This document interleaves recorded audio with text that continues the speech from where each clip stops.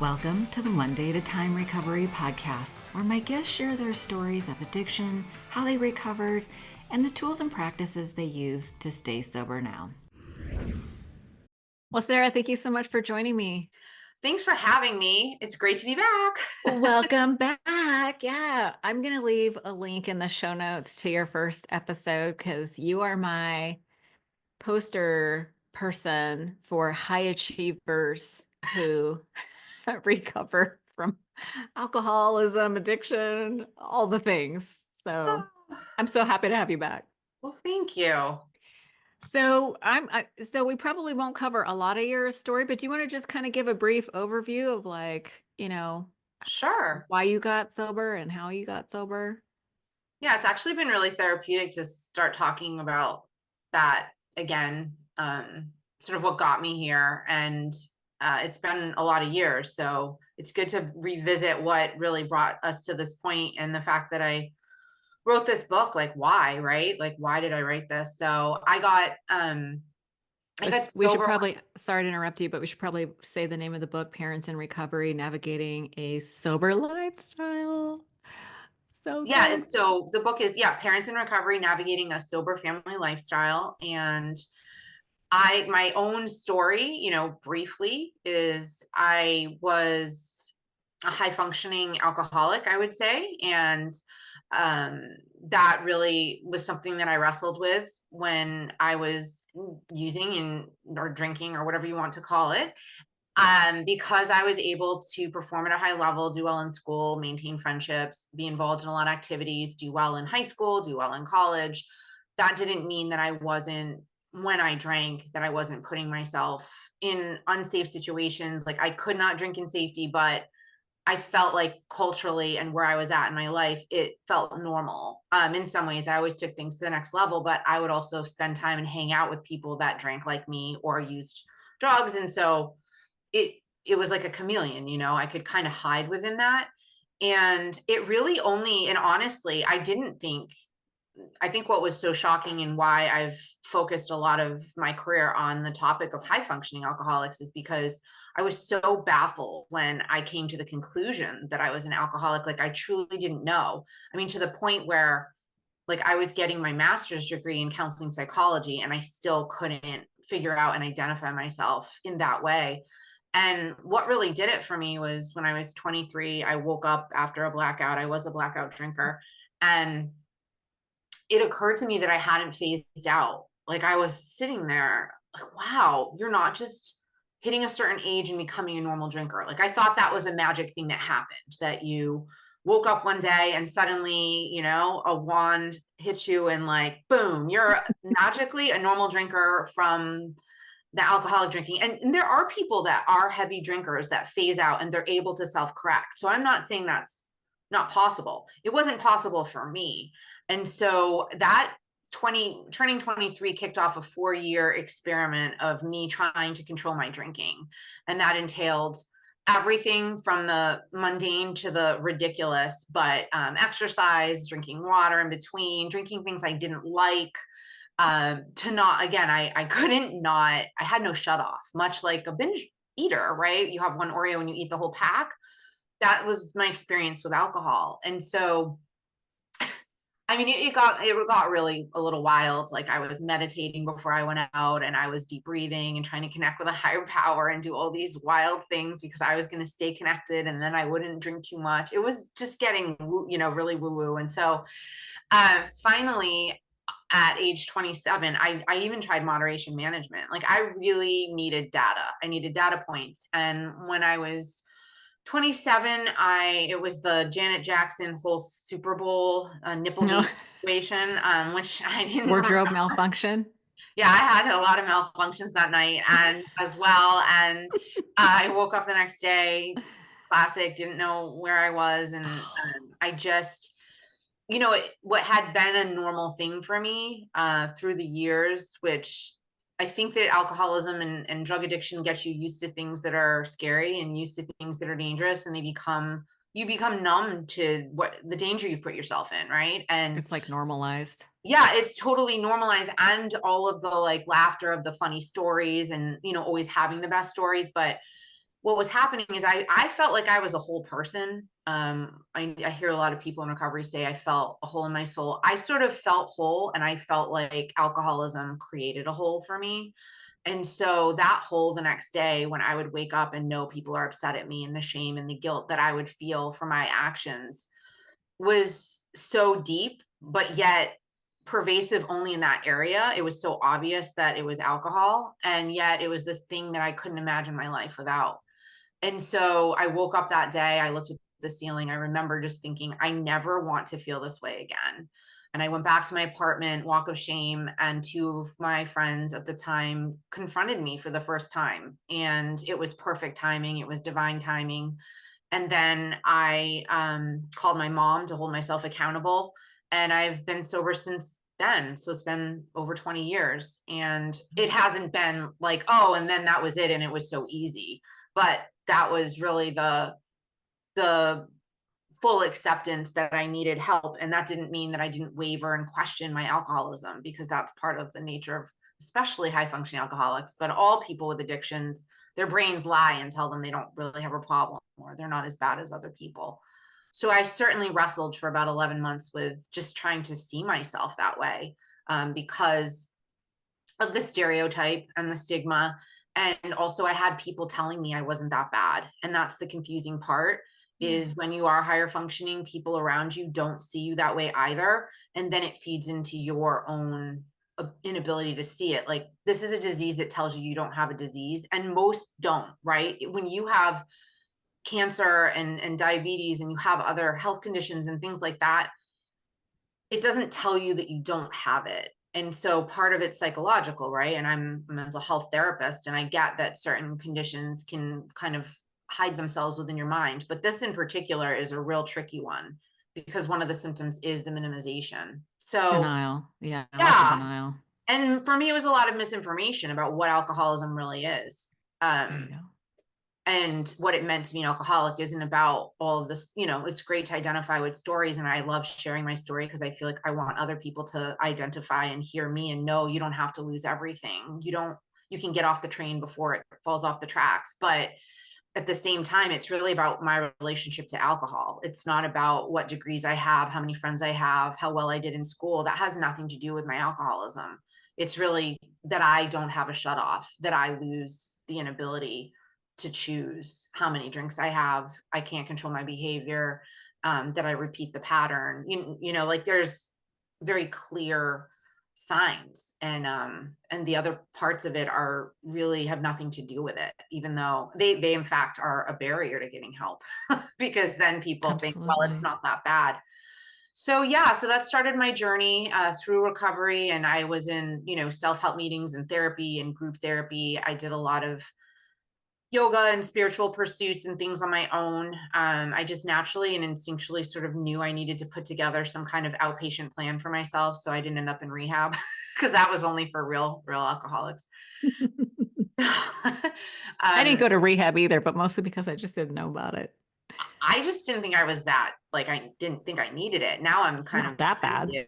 yeah, I'm sort of like, wait, you got to actually immerse yourself. And I was like living around people that were still partying and trying to do this thing, and it was just absolutely insane. Yeah. So yeah, so my brain was on fire, and that's when I wrote my first book, Understanding the High Functioning Alcoholic. And it was really therapeutic in the interviews, and finding the patterns of people that are able to maintain some level of functioning while having addictive behaviors was fascinating to me. And it made me find meaning and make sense out of my own addiction.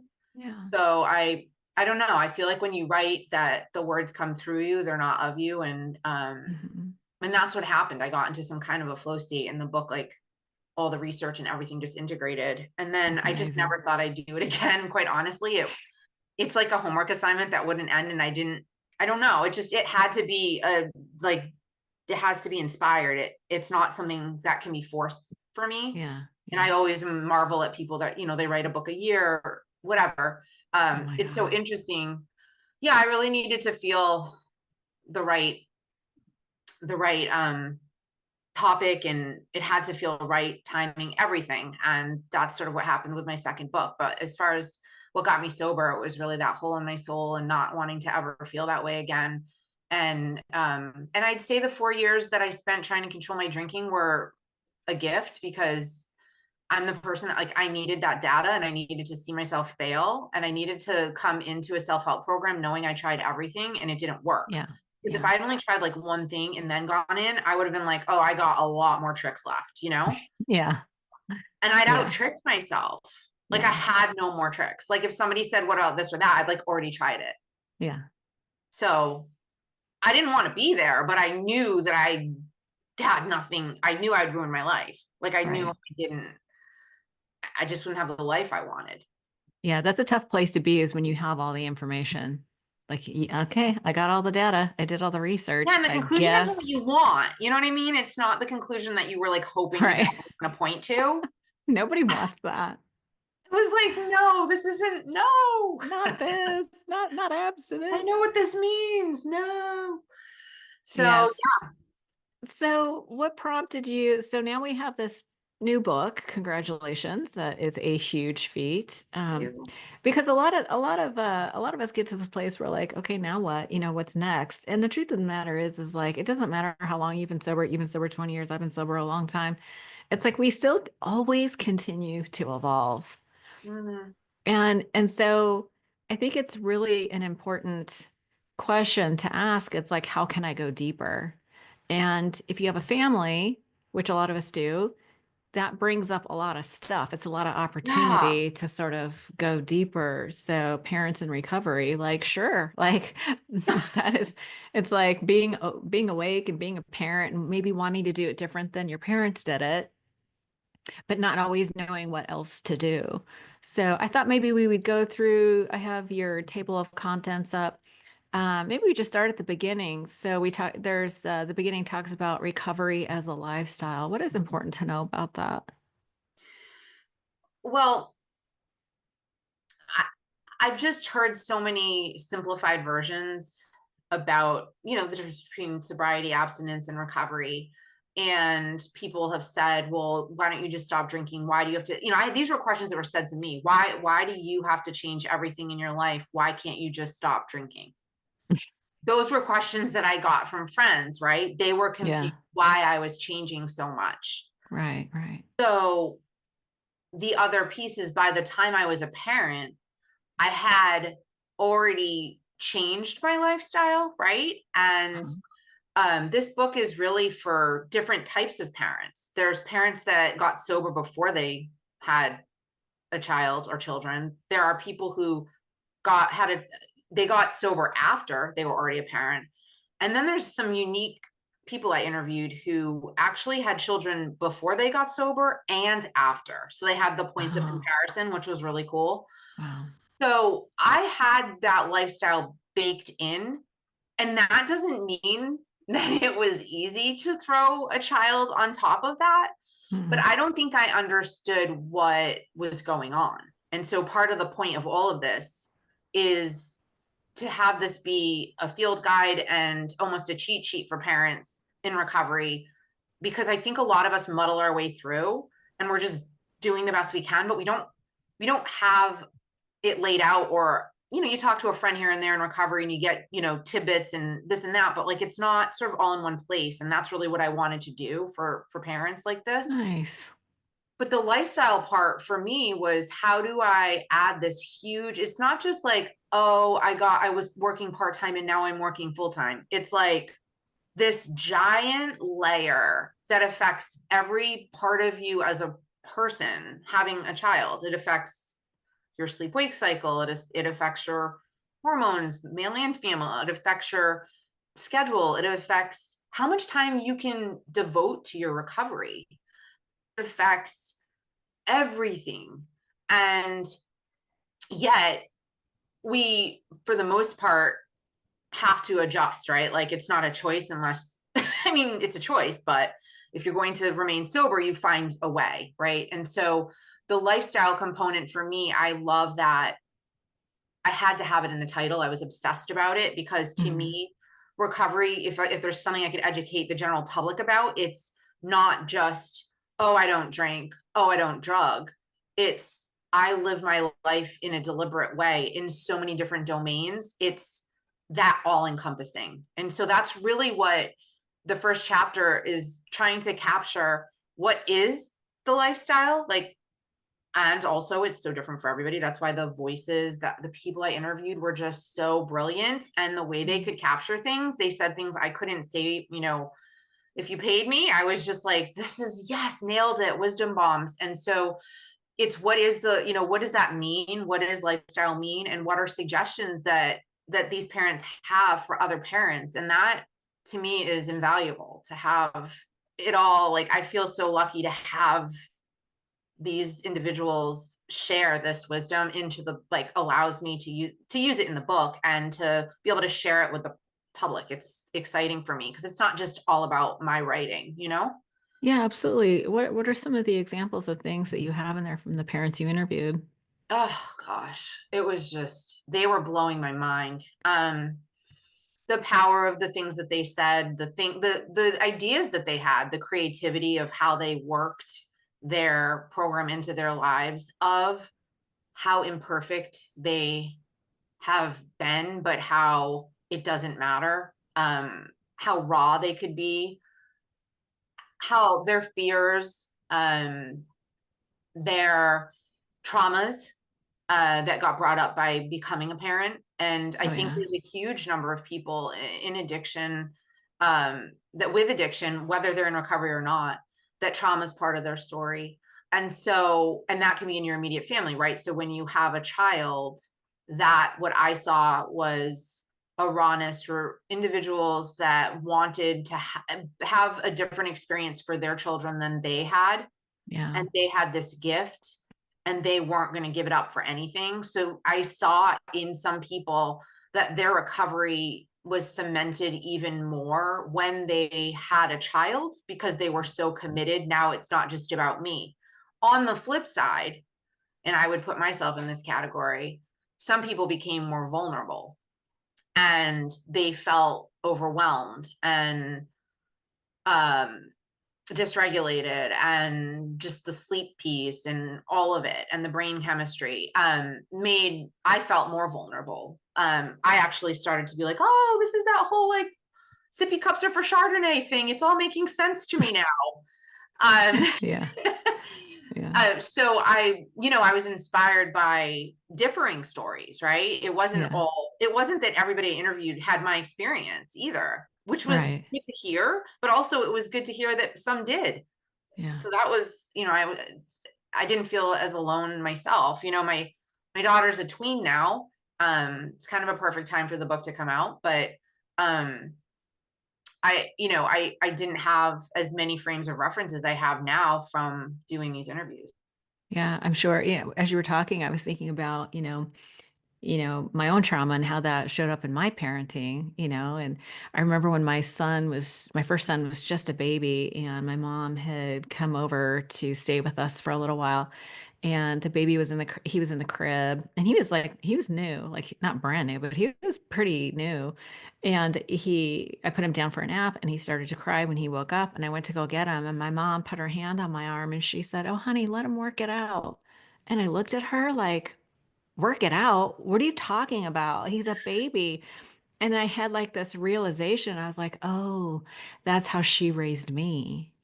Ah, She didn't respond to my cries, ah, that's interesting. that And kind you of thing. saw Like, it reflected right there. yeah, yeah. And it like kind of and it was so interesting because I wouldn't have had that realization if I wasn't sober, if I wasn't in recovery. Like for me, recovery is about continual self-examination.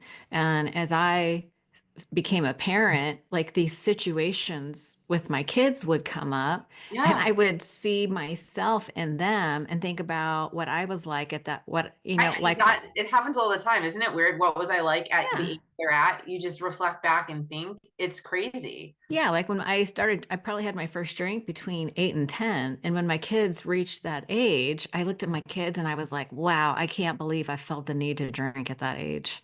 Right? Yeah, it was shocking. It was really shocking to me. So being a sober mom, you know, I was able, it's just parenting, it's been a really healing experience for me. And because of the principles of the program with their self-reflection and self-examination, it's like, what did I do right? What did I do wrong? What are the things I need to watch out for? That showed up in my parenting. And it's been my kids are grown now. My oldest is now, the baby, he's 24 now. Oh, wow. So we've had, so I've had the opportunity to be present as a sober woman through all these different stages. Like I got sober when I was 25. So do you know what I mean? So like I look at him Right. and I go, Yeah. wow, when I was your age, I was out ripping and running. I know. I know. And some of it is how better informed some of our children are than we were, or just like that Yeah. they're more risk averse. And Oh, it's interesting because the fears come up and on our end, and then we see, well, maybe they're going to have a different experience than we did. yeah. I think because, they say that underprotected daughters are overprotected mothers. And so Oh, I was yeah, I'm an overprotective parent. So I think we kind of instilled I might some. be the opposite. Oh no. I think we kind of instilled a bunch of fear in our kids. So they are my oldest is cautious, a typical older I child, sit younger there, child. I'm like, are you a grandparent? Like, what's going on? Because Your she's kids? like more worried. My daughter's Yeah. more worried about things than I am. I'm like, this didn't come from me, right? Like, this is crazy. Driving the car and like, it's interesting. Our temperaments can be so different, and it's hard not to compare Yeah, ourselves and put ourselves in our shoes of our children, right? But sure. they're Yeah. having a totally different experience than we had, clearly. Clearly. Clearly. Yeah, no. And then my youngest one went to rehab, so there's that. Yeah. So Yeah, but anyway, they were more we ran the gamut. informed and they knew, what it was. I mean, I Yeah. think I was totally blind as to what was going on. I was just muddling my way. Yeah, that's really interesting. Yeah. And I think being in a community of sober people like helped me because I was facing different like in the early days you were talking about sleep deprivation and all that stuff. That was really hard. And so it was nice to have other moms in recovery that Yeah. could, just be there for me as I needed to process out loud or offer some feedback or suggestions. And we were like It kind feels of like all it'll going through it never together. end, actually. And it was really cool because I got sober in Boston and there was like a group of us that all had children around the same age in our Yeah. self-help group. So I would have this like moms meeting at my house with like, I don't know, seven, with you Nice. bring your baby.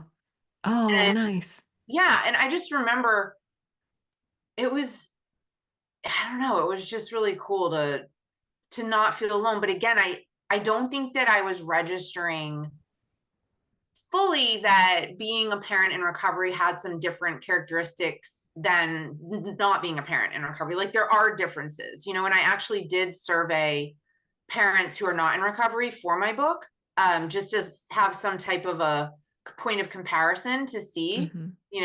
do you worry about this? Do you worry about that? Like different things, um, relationships to substances and whatnot.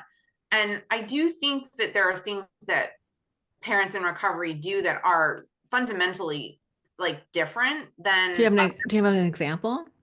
yeah, I think our culture is a lot about, put your child first to such a point where people deplete themselves and they're constantly running around Yes. like, oh, I'm so busy and I have no time for myself. And one of my chapters is called Self-Care is Not an Option. And it's a statement, it's not a question.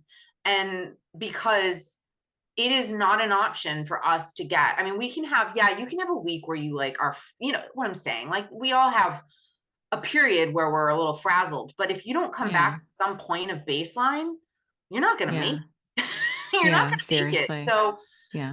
the stakes are higher for us. I think that was one of the other differences is that I found parents not in recovery could kind of push the limits more with how Hmm. stressed and stretched they got because the consequences for them weren't even in their eyes as deadly, right? Like they weren't Catastrophic. facing relapse for them. It was they feel like crap and maybe they're having physical symptoms, whatever it is. But they even would say we view the consequences for parents in recovery as greater than for us, and they're not wrong. And Right. so the the taking time out and having that part of your lifestyle, meaning your children understand that it's your downtime or your quiet time or your meeting time or your therapy time being baked into your family system.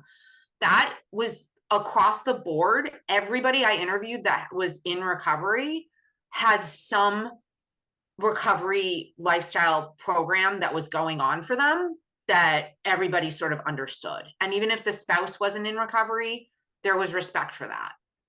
We, my husband and I are both in recovery. We both go to, self-help meetings and things like that.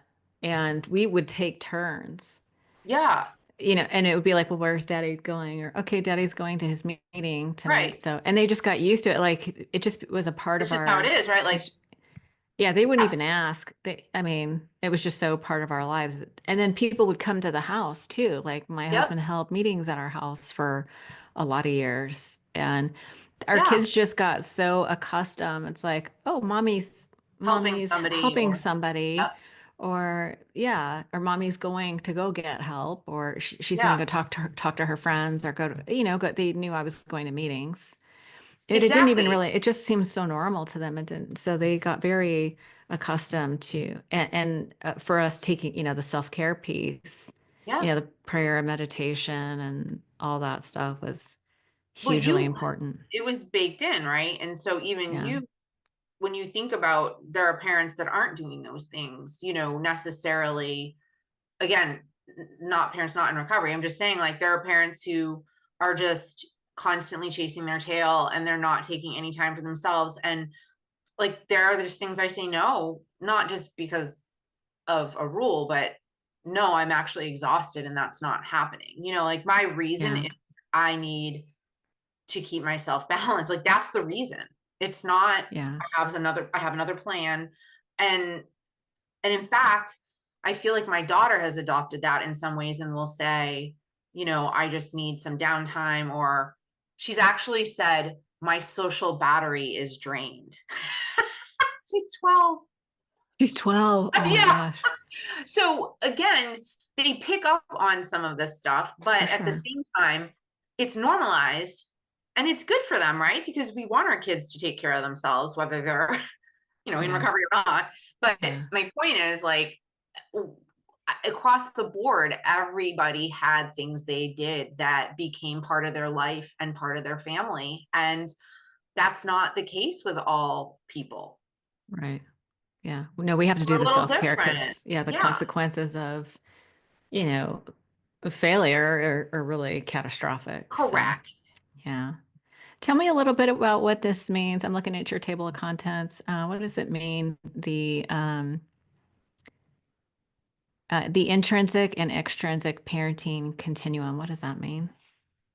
So it's interesting, but I had at one point thought about writing a parenting book, but I just felt like it wasn't really my jam. I don't know how to explain it. I'm just not I don't know. Anyone that knows me knows that me writing a parenting book, like straight parenting book, would be interesting. But But this I is a parenting book. it is, but it's like I feel like I'm qualified on this one. I feel Yeah. like I don't think I have the best skill sets in other areas. I don't know. Just this book I felt qualified to write. Yeah. But I had started to notice patterns, and this was before my book. I started taking notes about this topic. Actually, I created the terms. I didn't invent the terms, but as they relate to parenting, I did kind of coin the terms.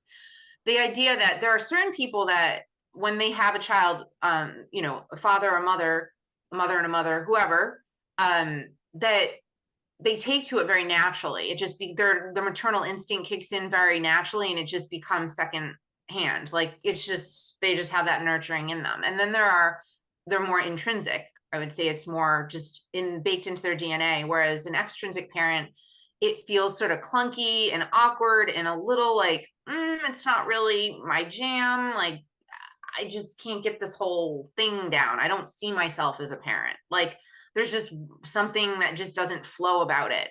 And then I put into the chapter, there's like a hybrid where certain phases feel more Mhm. intrinsic or extrinsic. Like, for me, the tween and teens feels way more natural, but the baby thing was completely outrageous for me. I was just like, Right. this is not my jam at all. Like, and it was the hardest time for me in my sobriety, to be honest. Yeah. Um, so it's Little really, kids are hard on a marriage, I'll say. Yeah. yeah. And some people, they just love babies. I'll have a friend, she's like, oh my God, I just miss the babies. And they have another kid. And I'm like, oh, like I'd rather adopt like a 14-year-old. You know what I mean? Like this is, but you can see those different yearnings and different Mm, yeah. instinctual ways. So I wanted to talk about that and how it relates to our recovery, because to me, I would think my hypothesis was, if there's a period of time or the whole thing in which you feel extrinsic, are you more vulnerable to relapse, right? Is Oh, that yeah. harder for you in general? And so that was really kind of the question I was like wrestling with throughout that chapter, and getting feedback about, what people felt for themselves in the different stages, and how they would have identified themselves, and if they found themselves. And one parent actually was, I remember her talking about how, because of her extrinsic experience as a parent, that led her to drink more. And then so in sobriety, parenting itself was one of her hugest triggers. So it's parenting and recovery was very hard for somebody who's when parenting is the biggest stressor, and then you're a Yeah. sober parent, you don't just walk away from it, right? Like you can Right. quit your job, you can divorce. I mean, I'm just saying, like, there's things you can shift around, but like the parenting thing's pretty in stone there.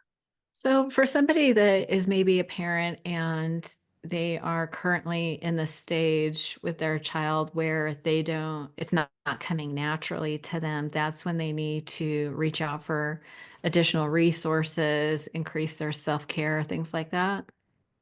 Definitely. I mean, I even in one chapter, I go through like all of I called it the dog years, and I go through sort of which stages seem to be statistically and through my interviews the Mm. hardest. And that was interesting. It's the early years and the teen years. That Okay, I was going to say, seems to be tell the me which winners. ones are Yeah, it early, seems, like newborn to three yeah, or four. yep.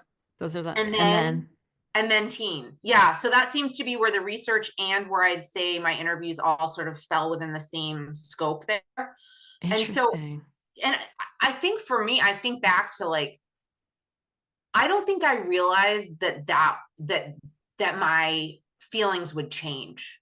I didn't realize that it was almost like I was so in it when she was younger. I couldn't see that I would feel the way I feel today at any Ah, point. I don't know if that makes sense. And yeah, so for me, it's one, I think educating yourself about the fact that this may not be your jam, but in a couple of years, it's going to shift, it's and going to change. Yeah. giving and hearing about that from other parents, and what are some tricks now to cope with the fact that this isn't really your age, right? And you're going to find Yeah. your groove, but give yourself time, and time can be years. Okay. For me, it was years.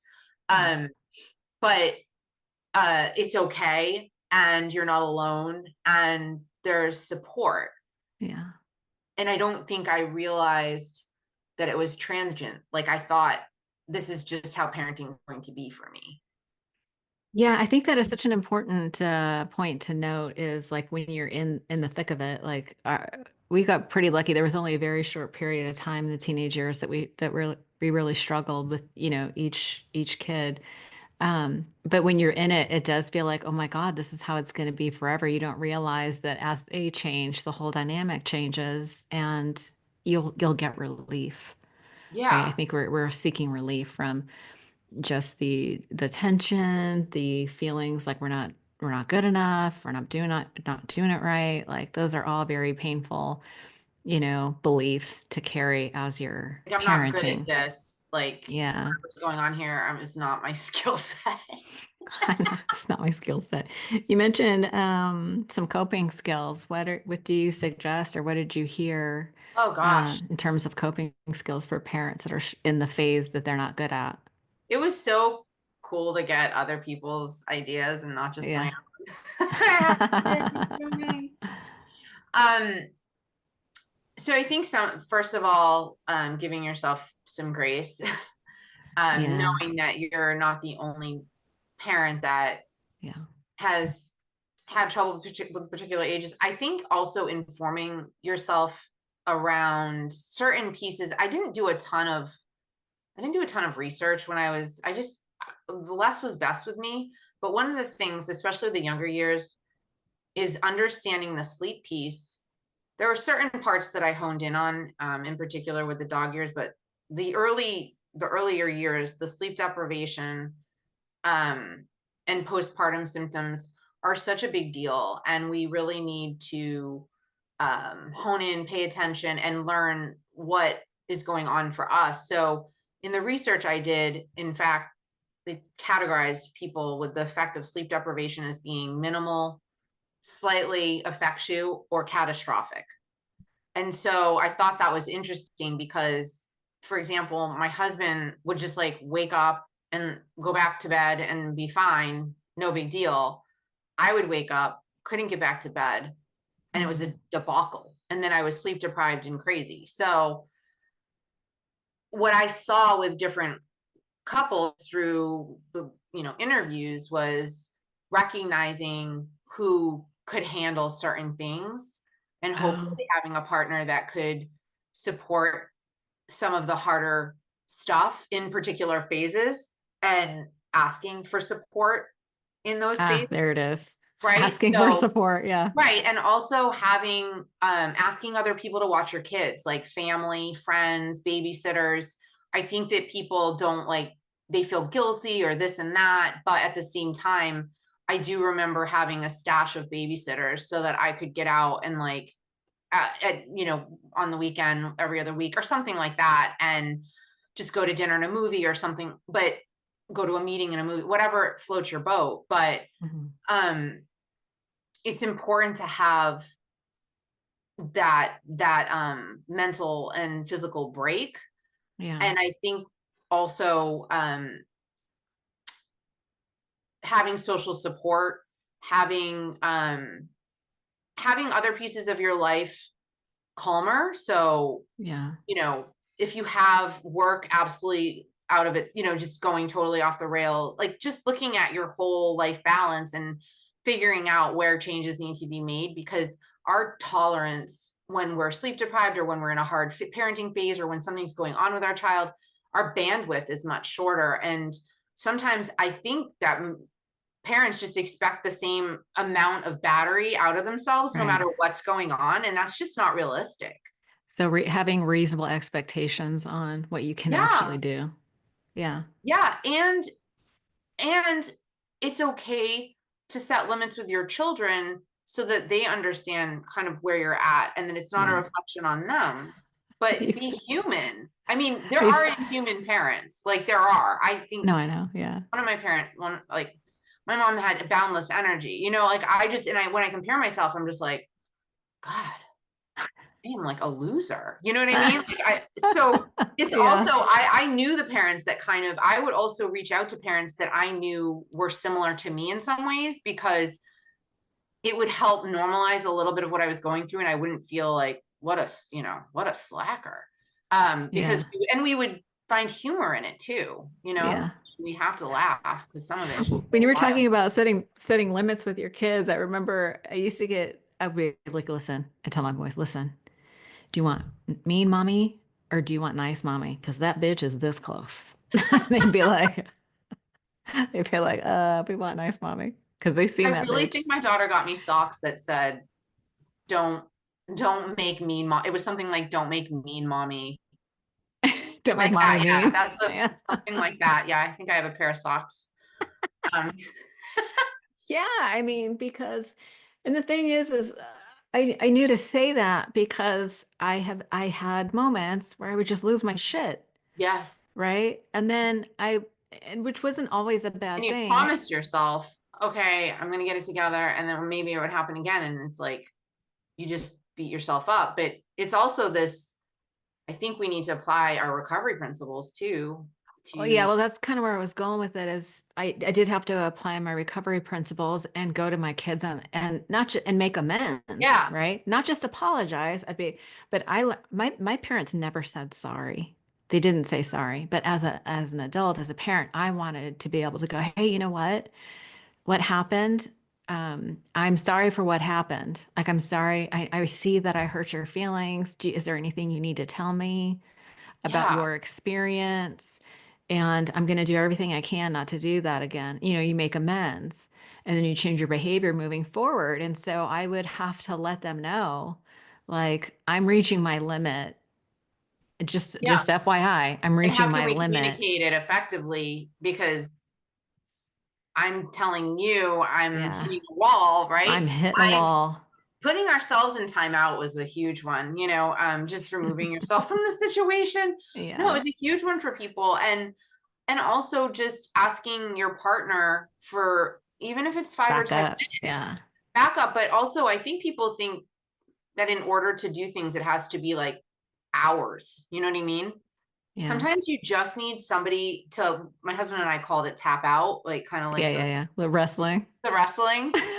I'm tapping Yeah. out. I need to So tap we out. still Yeah. say I'm tapping out. That's just, and we know what Yeah. that means. And So it, I can just hear the people that don't have a partner being like, okay, what do I do? Like, not you right, and I both have partners, but what about the people who don't? right. And I people who didn't, and that was also very powerful. There were several single parents that were interviewed for the book, and I included some of those pieces in there. It's again, it's really crucial to acknowledge your limits and what you need support with. There are some things that are non-negotiable that you just have to deal with, right? Not everything is Right. fixable, and we can't magically recreate a second set of hands in that sense. Um, but some of the things I thought that were cool were creative ideas like hang out, like go to somebody's house and then the kids could interact.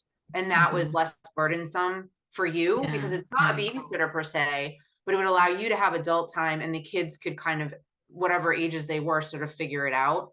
Yeah. And I think that that's a really important one, is getting creative and going to your friend's house and or saying, "Can I come over? I just really need to just like have a breather and another, just like it would be great for our kids to hang out. Just they don't have to be the same age. Like they could be different ages, and sometimes an older kid will help out with a younger kid. I was just gonna say, My oftentimes, daughter loves it when a baby comes over, a young child comes over. She's yeah. excited.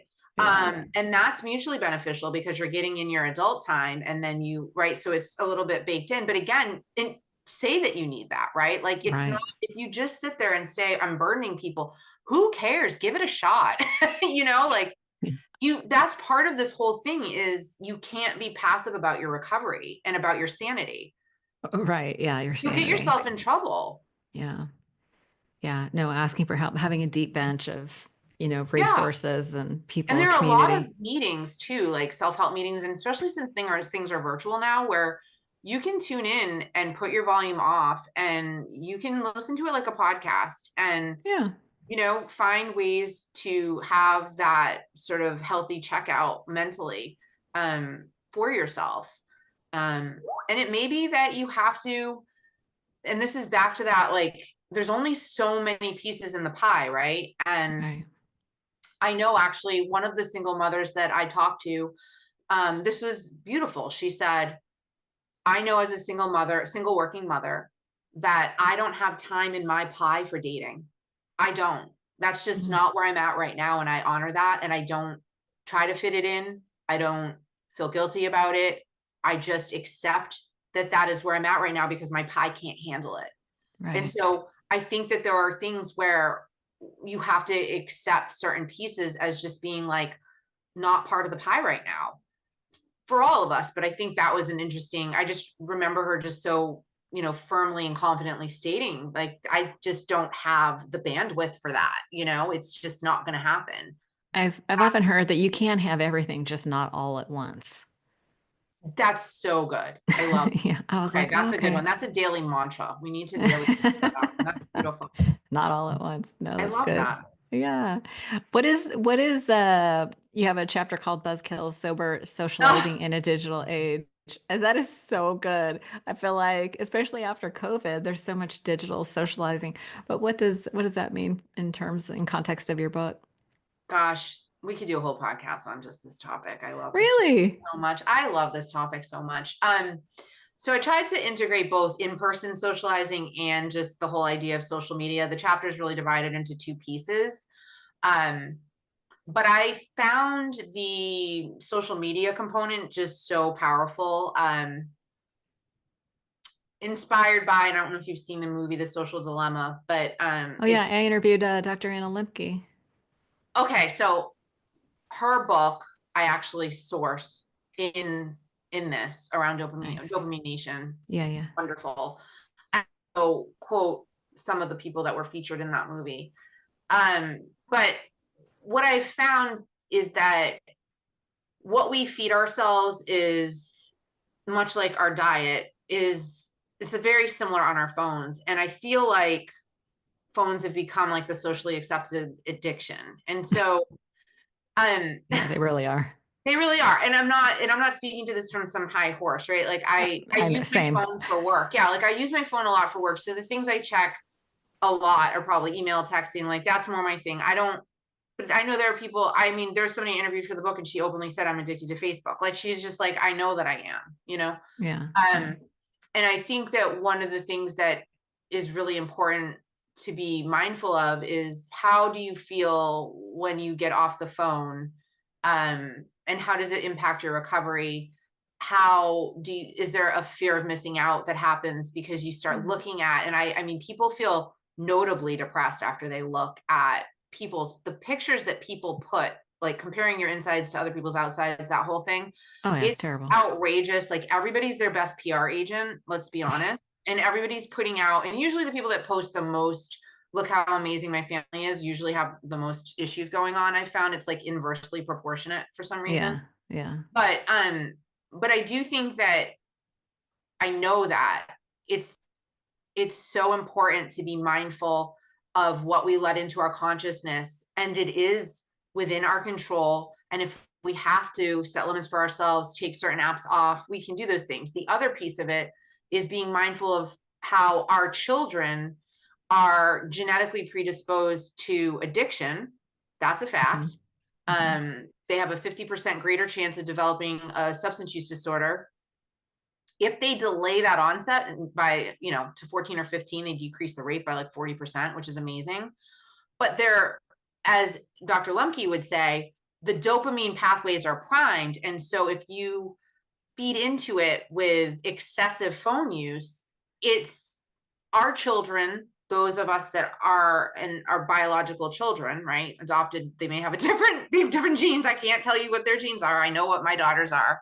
Both of They us are in typically have recovery. a higher probability of addiction just by sheer fact that they were adopted. They might, right? But we just don't know that they're like their genetics. But yes, adoption You know, can that's something that, attachment issues. yeah, no, that's something that was well studied by Dr. Gabor Mate. Yes, I think In his it's studies of addiction, they primal. talk about, yeah, people that are children that are adopted have a higher tendency for addiction. Yes, that is true, but I can't like we sometimes you don't exactly know like their SUD, genetics. But I do know that my daughter comes from two people in From you. recovery. So Yeah. so people look at it like, oh, it's a phone and we were drinking and drugging, and it's like, I get that, right? Yeah. But Yeah. also, how are we setting our kids up for some sort of moderation in their lives? How are we setting Mhm. them up to have the ability to be less impulsive, right? How are we decreasing their chances of having future substance use disorder issues too? And Right. so I look at it as all combined. Some Right. of the statistics were just incredible, just around the use and the crossover with mental health. And it was just unbelievable. But I Mm. think it's also something for us, as people in recovery to be aware of, like how we're impacting our recovery with what we're looking at, the Absolutely. content, Hmm. what is it that we look at? How do we feel afterwards? And I remember when I was a little girl, I'd look at like fashion magazines or something. And I remember feeling like, oh, I never thought about that. And then it would make me think about, well, I don't really feel good when I look at that magazine. I'm not going to look at that anymore. And I did have some common sense, which not apparently with substances, but, but, I'd say the same applies to the phone. That Like is so being interesting. mindful. Yeah, when you and I were coming up, there was no social media, so there was Right, magazines, and right, it was all the magazine. The cover of the magazines were right. always like, especially for women, were like Yeah, unreasonable standards, correct. and the articles were all about, how to be different, 10 ways you can be more attractive to your Yep. man, or these Like do pieces of these, your body you never thought of, like how to have a tighter this or that, and you're like, I didn't even think about that, or like, yeah, the whole thigh are your gap, pores and big, or I like it was just stuff that you'd never even thought about. yeah, And do we, and like, are we that, discerning when we're with what we're letting in, with the phones? So, I mean, the other part of it too is, we're maybe maybe we need to protect ourselves in some ways too from if you live in an area where a lot of the other parents drink a lot and socialize a lot with alcohol, and then you're right, looking at their Facebook and you feel left out. I mean, I have to say there's a part of that you're sort of right, you're inviting that into your mind. You don't yeah. have to know that. You're looking. Yeah, Right, that like is there could not be a major required. party going on right now that I don't know about, and I'm glad I don't know about it right now. So, Right. right, so protecting ourselves. Yeah. Yeah. No, the social media is so interesting because I mean, I get away from it more and more, and I find myself feeling more and more peaceful. But the social media for me kicks up all the comparison stuff. Yeah, Comparison is the thief of joy. And you're right, a lot of people do put out the highlight reel, but when you were talking about it, I know other people who are always like we call it vague booking, where they vaguely talk about all this drama that they have in their life, and they're so vague about it, but they're talking about their struggles in a vague way so that everybody asks about it, and I can't stand that either. it's attention. There's a lot of Attention attention-seeking seeking. behaviors that Yeah. are going on. People, I mean, again, if you watch The Social Dilemma and if you study the way that these apps Yeah. are designed, they're designed to feed into our for approval And and fear and fear, and that's yeah. exactly, and that's what our children go through too. So Yeah. it's just all encompassing, but it really does connect. I couldn't write a book in this day and age and not include that Right. force. Yeah. And so you also mentioned, so there's the digital part. And so is the antidote to that to do the in-person socializing? Well, hopefully people are still have social skills. No, I'm just kidding. Yeah, but there's Yeah, a I whole mean, generation of kids who actually do not, is I the know, thing. especially those that certain ages during the pandemic. Yeah, I mean, I think that there's also I think there's also things on your phone that are connecting and things that are disconnecting. So if you're going to Yeah, join a virtual meeting, that's connecting. right. Yeah, There's people there, you're interacting. When you text your friends, you're connecting. yeah, But when you're sitting in an app, a social media app, and you're just all over the place, it's very impersonal. That's disconnecting when you're right. scrolling. So I think it's also looking at which thing are you adding in connection or are you adding in disconnection? So that part I think is important. For me, I've felt a larger sense of connectedness through virtual meetings. For me, that's been a silver lining from the pandemic, right? So I don't like Yeah. to like broad brush everything as bad. Um, Okay. but yeah, I think there's something to be said about connecting with people on, the phone or in person and balancing it out. But also, to Dr. Lemke's point about taking those cleanses, and getting your dopamine levels back in homeostasis, I thought those were really powerful suggestions. In fact, they're some of the ones that I have in my book have something to do with, if there's something that you find is grabbing your attention and that you are compulsively doing, just take a week and try to like chill out on it. Yeah, it's good to, start with noticing like Yeah. what is this urge to reach for my phone all the time? Like I'm guilty of it too. Like I feel it. It's like, oh, like when I'm stressed out or uncomfortable, Or you're my waiting for something or somebody to get back to you. yeah, my knee-jerk response is to check my phone. And I I mean, usually the do have amount of like this checking, yeah. triangle. Yeah, it's like text, email, or TikTok or Instagram. It's like I seem to The cycle. triangle, the Yeah. Bermuda Triangle. Let's call it the Oh Bermuda Triangle. God. Yeah. The We digital get Bermuda lost somewhere in Triangle. there. Yeah, God help me. I found TikTok and then it was over. Well, and Yeah. also, I mean, is that a reward for, and can that be a reward for people at the end of the day when they've done their work? Can they, for a certain amount of time, it doesn't have to be like 6 hours and then they don't like get sleep and they're doing all kinds of crap. Like, can Yeah. you just give yourself some, time it out and give yourself some fun Yeah.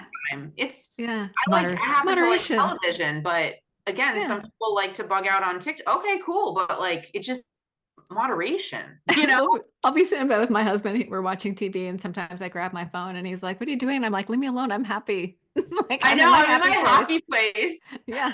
Well, don't worry about it. I'm happy right now. Ah, He laughs at me. It's so funny. What do we have? So at the end, the last chapter, I thank God you have a whole bunch of resources and acknowledgments, which is super important. Tell me a little bit about this chapter about recovery pride. What does that mean? yeah, well, I really wanted to wrap things up in a positive way, but also End it's on a highlight. yeah, on a highlight, right? Like I definitely, I open some stuff up and I talk about some ugly stuff in the book, right? And Mm, some it's very solution oriented. Like that for me, nice. the parent recovery wisdom at the end of every chapter is very solution based. Um, but at the end, something that's been really important to me in my recovery, and I would say the movie The Anonymous People by Greg Williams was something that really impacted me Mm, a lot. And it was a lot around the recovery pride movement and around identifying as a person in long-term recovery, or a person in recovery, less of, I mean, it's fine, like whatever. I don't have an issue with how you identify yourself, but I liked this idea of how you can shift the narrative, and that the idea is people need to hear about the success stories and people need to I think there's a lot of shame. I know there's a lot of shame. I know people that are in what I would consider long-term recovery and they still hide it, right? And I'm sure mhm. you know individuals like that. And that's everybody's right. I came out of the closet with my recovery, a Same, few years obviously. in. Yeah, because I published something and I just made that personal choice. I don't expect everybody to be, you know, hanging it from billboards, but I think there's at a certain point a level where we can be of service in our community by being Mhm. honest that we are in recovery, and that people have come to me because I've been open about it. I've had people be able to come to me, Yeah. and there's different levels people feel comfort of being honest. Sometimes it's just friends and not at work, and that's fine. So there's like kind of different compartments, but really when it comes down to it, that our recovery's allowed us to have the lives we have and to be the parents that we are today, and that's the hugest blessing, Yeah. and that recovery isn't what we should be ashamed of. Like I was less embarrassed when I was drinking sometimes than when I finally admitted I was an alcoholic, and then Isn't my that mom was funny? like, I don't get it, why you were okay with the blackouts at the bar but then you're embarrassed to say you're sober. I Like it know, doesn't I even make know, sense. And I I can't know. explain it, but most people have that experience. Yeah. And it's interesting. So it's really just having people think about where they're at in that, in their own recovery pride, and also educating them about, about the movement and about just how many people are in recovery. I think it was like 20, it was something wild, like 23 million people. I'm Yeah. serious, because Yeah, when it's a they lot. did the math of how many people, yeah, it was wild. And you'd never know that. You know what I mean? Because everyone's always talking about all the like addiction crises, which I get, but there are people that are in recovery and we don't Yeah. get a lot of news attention, right? Let's Yeah, think of it's not a problem. News is all about what's a problem and correct. And there's solution out there and hope. And if you don't get the hope out there, people are going to just be like, well, I have this hopeless disease and screw it, and it's not okay. it's so funny because I have noticed that people tend to receive information with the same level of intensity that you get of it, right? So I Mm, know people are like, "Oh my God, yeah, I'm in sobriety, I'm in recovery, I quit drinking." That's a very different energy than, yeah, I just don't drink, you know. And so when people nowadays, like I don't have to come out that often anymore because I'm so out. yes. But it's like, yeah, it's just not a big deal. And I'm surprised when I talk to a quote unquote normie who doesn't really have any, frame of reference for people who are in recovery. I remember talking to this one guy at this job I had years ago, and I mentioned something, and he stopped and looked at me. He goes, "I don't think you should tell people that." And I was like, "That is Oh, so fun." Yeah, I was like, "Why not?" I was like, I'm not doing anything that I should be embarrassed about you're anymore." like, it's not right. Exactly. Like What are you now talking about? I'm in Yeah, a, this is a good thing, yeah, but I'm like so defiant. I'm like, what are you even talking about? It's like, I don't drink. Like that's how is that bad? but It's it's okay to be out there with an active addiction and letting everyone see it and yeah. not being in recovery and not hiding that What because I've come to everyone can see understand, it. yeah, what I've come to understand is that when people have that response is because they are ashamed about their own drinking. Yeah. And I'm just like, dude, it's not a big It's deal. like Freud just like projecting everywhere. If you spot it, you got it. Yes, yes. It's everyone's responses are based in their own relationship with Exactly. substance. It's classic. Classic. Yeah, classic projection. It Yeah, is. it's helpful to know that, like when if somebody has a problem with your drinking, it's because they have a problem with their own drinking. It has nothing to do with you. Totally. I mean, when I stopped drinking, I pissed off so many people, which is wild, right? Well, if they're confronted with their own, they have to ask Even think themselves. about that because I thought I was like the biggest problem. You know what I mean? I was like, I'm not saying anything about you. And then people would start telling me why they're not alcoholic. And I know, it's so funny. like, you don't have to. Thanks for telling me why I'm worse than you, but Yeah. okay, Okay. whatever makes you feel better. Yeah. I'm always like, okay. Yeah, no, it hasn't happened in a long time, but it's No, not funny. in a long time, but it's still, I still remember every conversation of confusion. Yeah, and I know that people, maybe who are in the beginning or maybe they're early on, they still have some shame about, letting people know that they don't drink. It's like you don't have to say why. All you have to say is, and in fact, right now, I'd say we're in a phase of there's so many non-alcoholic drinks and salt. Like, I don't know, everybody's in this like healthy, I don't, there's a lot of health Yeah. movements going on. They're sober curious. I don't even think you have to explain why. I think people are just like, oh, that's cool. You're being healthy. I mean, Yeah, I mean, by the time this comes out, we'll be in October. So it's sober October, and then it's no booze November. And I don't know what people do for December, but it feels like everyone gears up for dry January. hey, just go all the way, people. Just make it a whole year thing. Yeah, a lot of people are like, there is no way I'm going to be able to stay sober through December. That's funny. They're like, But they're you going to skip can. December and then we're going to go into January New Year's resolutions. Yeah, yeah. Which is a tough time actually, because there is so much going on in January. Everyone's typically burnt out and exhausted from like December, I like know. financially, emotionally. Like January is actually, a tough time, but maybe because of all the pressures coming in all at once, it kind of helps you reach that rock bottom where, okay, January is the month. People do reach out for resources and help a lot after the holidays. They also don't want to be getting help during the holidays or going away to treatment during the holidays. Other times it's like, It's too can we much. just, carry this through to January? Please just make it to New Year's. It just hang in there till January. Mhm. Yeah, no, traditionally over the 8 years that I've been doing this podcast, January is always our highest downloads for sure, is January. Interesting. Yeah, it's predictable. So all the podcast downloads go down during the summer, and then they slowly start to climb as kids go back to school and then the holidays. Interesting. And then January is always our highest download numbers for the year. That's telling. Yeah, it really is. Everyone wants a fresh start in Yeah. January, which seems fair. Yes, for sure. Well, Sarah, so your book is available on pre-order now, which is Yeah, and apparently it's amazing. arriving. So I guess it's technically ordered. I don't know what's going on. Yeah, it's available on Amazon, Barnes and Noble, and Roman.com, which is my publisher. Roman.com. I'll put that on the website. Yeah, Sure. Amazon, Barnes and Noble.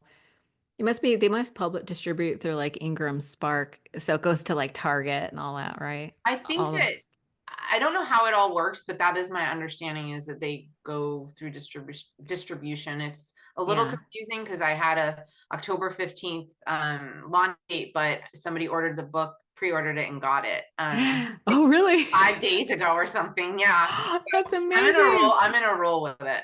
Yeah. Just let it go. Yeah. So Well, apparently it's available. yeah, well, congratulations. It's a huge feat. I'm about to self-publish myself, so I know all that's involved. It's a labor of love. It's It not is. You have to easy. feel a certain passion and Yeah. do the work, but it's so worth it. The other thing Yeah. that I'm really trying to do is bring parents in recovery together. I started a Facebook group. It's Oh, small, nice. but it's called the Parents in Recovery Support Group. And I really, I want to get each month, I'm going to try to have a different topic based on the chapters in my book because I thought that was a good Okay. framework. Nice. So I'm really trying to get some, to create some momentum and support for each other because Yeah. I would have loved to have that. Yeah, I'll leave a link to that in the show notes. If someone's Sure. driving and listening to this, you can go to odatchat.com, and in the show notes, I'll leave a link to your Parents in Recovery Facebook support group. Thank you. Yay! Well, it's so good to see you again, and You thank you so much too. for writing this book. I know it's going to help a ton of people. I can't wait for some feedback. I'm very tired of reading it myself. Amen to that. I'm so over it. Thanks, Sarah. Thank you.